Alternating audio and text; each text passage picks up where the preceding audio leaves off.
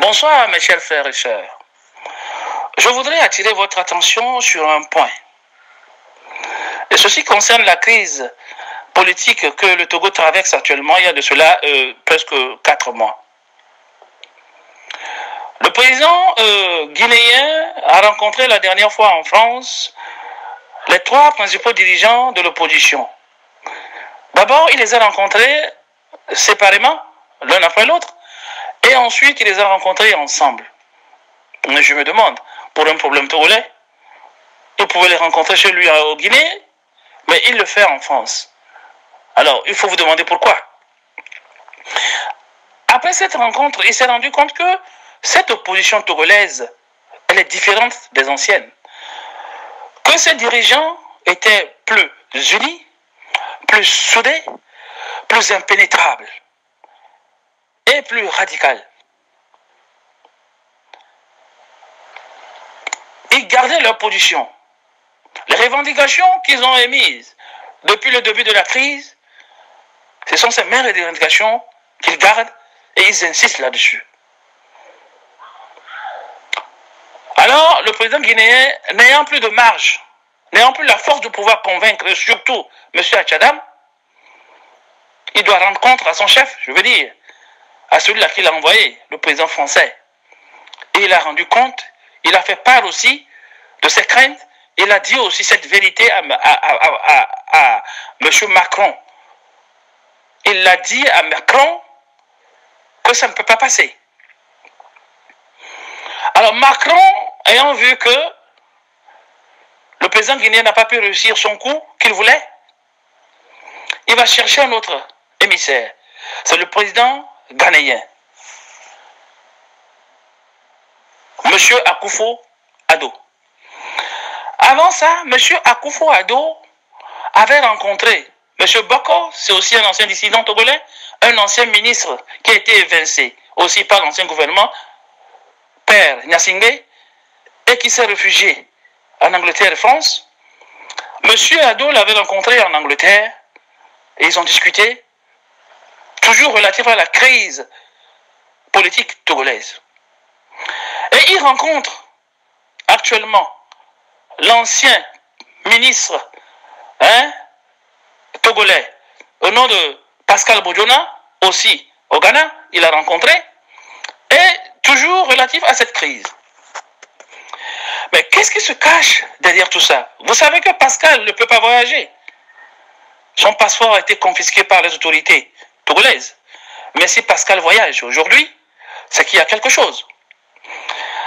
La France est dans un impasse. La France est dans une difficulté. Elle est en train de perdre le Togo. Elle est en train de perdre le centre de ses opérations qu'est le Togo.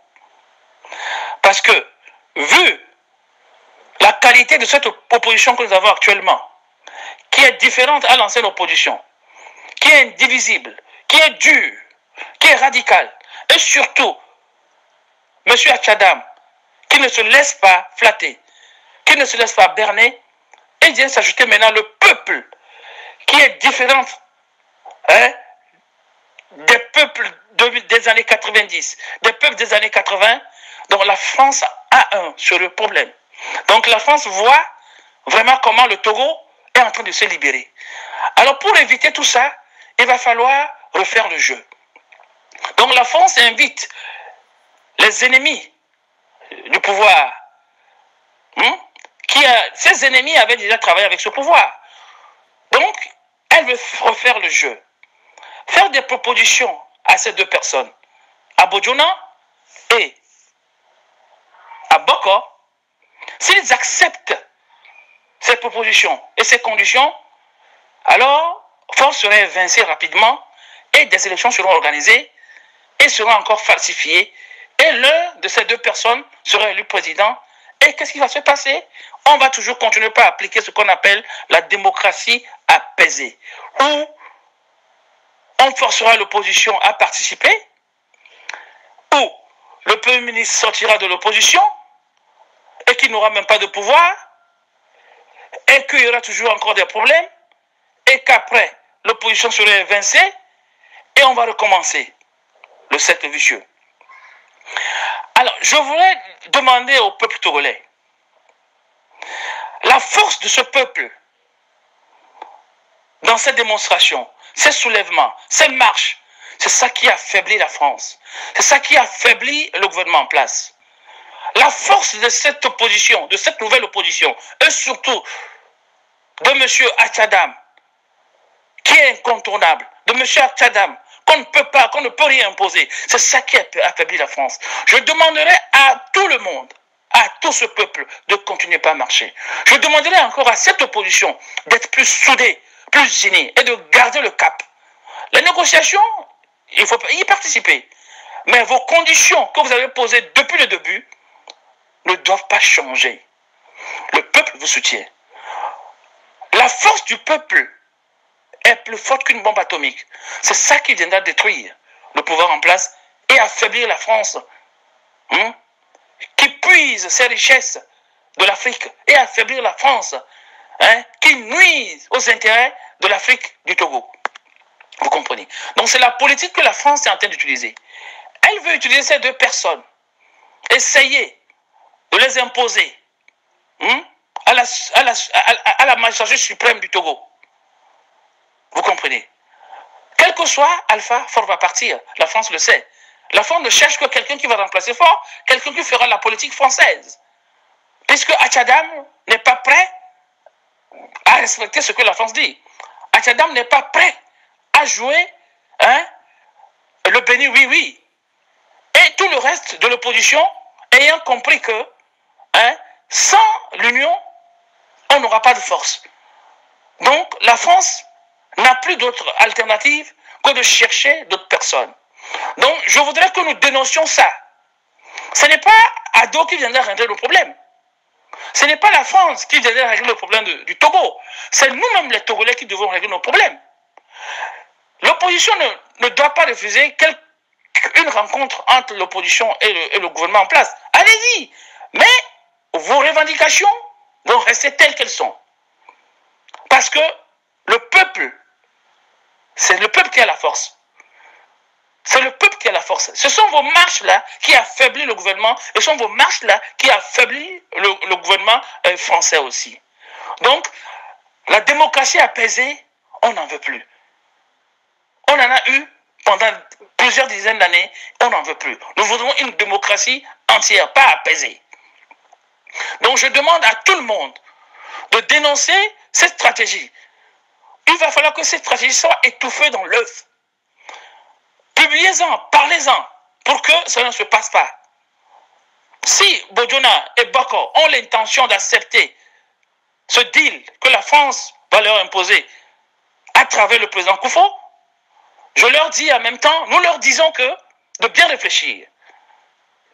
De bien réfléchir. Ils n'ont pas la chance de pouvoir faire quelque chose. Ils n'ont qu'à réfléchir. Parce que cette fois-ci, c'est le peuple qui décide. C'est le peuple qui décide. C'est le peuple qui doit décider de son sort, pas quelqu'un d'autre.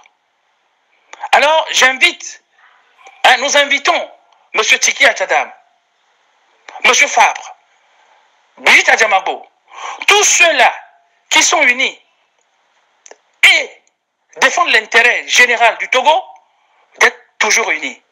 Soyez comme ça, soyez forts. Ne changez même pas une virgule de vos revendications. Parce que vous avez l'histoire du Togo dans votre main. Ne décevez pas le Togo. Vos aînés ont assez dessus le Togo. Mais cette fois-ci, reconnaissez les erreurs qu'ils ont faites et n'allez pas vers ces erreurs. Gardez le cap et maintenez votre décision, votre position. Mais ce n'est pas Ado qui viendra régler nos problèmes. Le président guinéen a dit clairement que Faure doit partir. Le président nigérien, je veux dire par là du Nigeria, lui a dit ça aussi clairement. Le Togo est le seul pays de la sous-région où il n'y a pas d'alternance. Le Togo est le seul pays de la sous-région où les gens vivent encore dans cette situation. Le Togo est le seul pays de la sous-région où toutes les bêtises ont été expérimentées par la France. Mais ça va durer combien de temps? Alors j'en appelle encore à l'opposition actuelle. Gardez le cap, je répète. Et le rôle de la population, le rôle que la population joue est très importante. Sortez. Ce sont ces marches qui cassent le peuple, qui cassent le gouvernement en place. Ce sont ces marches qui affaiblissent la France.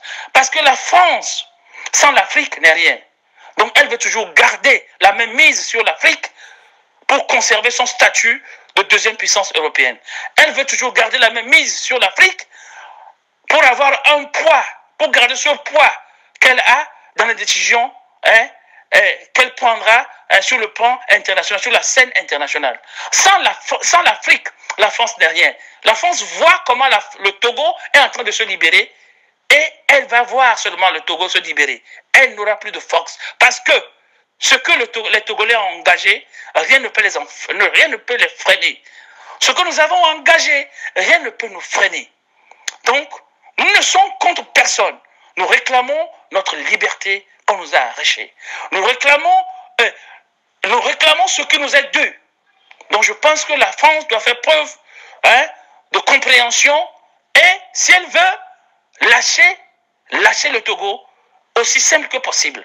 Mais si elle veut compliquer la vie aux Togolais, je pense qu'elle en complique aussi pour elle-même. Bokor et puis Bojona ne peuvent pas régler nos problèmes. C'est ça.